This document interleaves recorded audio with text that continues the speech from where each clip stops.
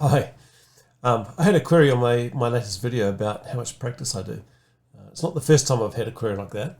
So I thought it might be useful to people if I just do a quick video on what my practice process actually is. And given I've got the camera on because I'm trying to do a performance for Arabesque at the moment, I thought I'd have a crack at that today. So, how do I practice? Well, I guess the first thing you need to know is that at any point in time, I generally have 2 or 3 pieces on the go. One of those is a long-term challenge piece. So that is something like the Arabesque, for example, where I'll have that for probably more than 10 weeks. So between 10 and 15 weeks tends to be the average. So that's a piece that has quite a lot of challenging things in it that I'm trying to learn at any particular point in time. The things that Jane wants me to build on, the foundation, if you like. Alongside that, I have 1 or 2 quick study pieces, which I'll generally get through in 3 or 4 weeks. And they're really just designed to keep giving me successes along the way, build on the foundation I've got, do something a little bit different. Basically keep me interested and stop me from getting bored, because I get bored quite easily. So with that in mind, I've got a practice schedule that revolves around 3 pieces. And I've got a sheet here that I've designed up that basically allocates out my practice time to all the things I need to cover off. So I have 30 minutes practice is what I do. I try to do that. I try to do it 6 times a week, but I hardly ever get there. It's usually 4 or 5. So I try to do 30 minutes practice a day.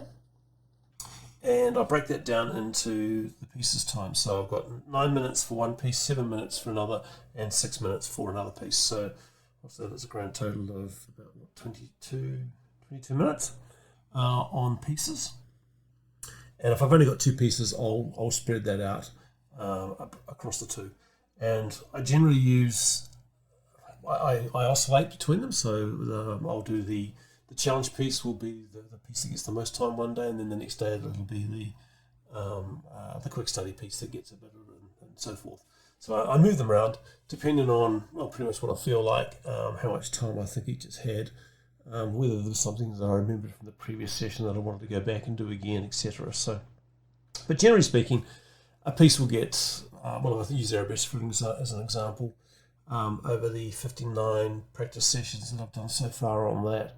I've done 7 hours and 56 minutes of practice, and that works out at about 8 minutes per session. It's kind of like that sort of time is roughly what a piece gets, if you like. And so that's the pieces. I've then got 5 minutes dedicated to scales. So Jane has some scale pages on her Accelerator Piano website, of which I do use, but I also have a book of scales that I use as well, if I want to go through those. But lately I've been using a method that Jane taught me quite a while back called the cycle of fifths. And I use that to figure out what the notes are. So I apply a bit of theory knowledge, if you like, to try to figure out what they are. I guess in time I'll just instinctively know, but I'm not there yet. So that's the scales. And then the last bit of the 30 minutes is 3 minutes dedicated to sight reading. So I use a sight reading book like this, and it has in it a lot of, it looks a bit like that. So I'll hold that up. So basically you get a line of music, and the idea is that you open it up and you pick one at random, and you play it, or you figure out how to play it and then you play it. So that's the process. And my sheet here randomly assigns a number. So it tells me, for example, that today I'm meant to be doing specimen sight reading test number 11. So I'll open the book up, go to page number 11, not page number 11, I'll go to item number 11, and I'll do that. That is assuming, of course, that I actually do practice today, which I intend to, and that I do actually spend some time on sight reading, which is not always a given. But yeah. And I intersperse the sight reading there of, there's some pieces that I quite like along the way, some of my quick study pieces. Not necessarily quick studies, even some of the longer ones, right? If I like them and I want to think, I want to keep those under my fingers, I add them into the random rotation, if you like, of sight reading pieces. So technically they're not sight reading, but it gives me 3 minutes to just basically go back and play a piece I've liked in the past. So that's all randomly selected on here as well. So that's pretty much how the practice goes, really. Probably the other thing, within the pieces, I don't just play them from start to finish. So, let's go look at this. Arabesque, for example, it's got 3 major sections in it, and they all have slightly different elements to them, if you like. And so I might play one of those sections. A practice session might be dedicated to just one of those sections, so the middle one, for example. Or if I use the latest thing I'm working on, which is track 1, there's a fancy scale at the end that has a name that I can't remember, but it's not one I've done before. So, for example, the last practice session, I just basically did that for a minute or so, just to get that under my fingers. So I pick out pieces that are things that I'm aiming to learn from this piece, and I practice those. So I don't just practice the whole thing end to end.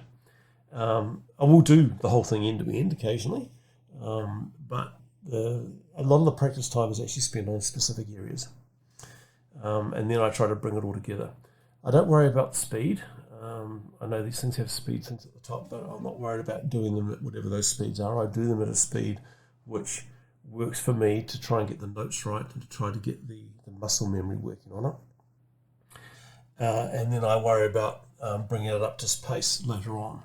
I also, probably the wrong approach, but I don't tend to worry too much about accidentals and things like that. Not accidentals, to worry about accidentals, that's the sharps and the flats and things. But whether it's loud or soft, that sort of thing, I don't tend to focus too much on trying to get that right at the outset. I get the basics under my fingers, and then I focus on the next iteration through getting those things right.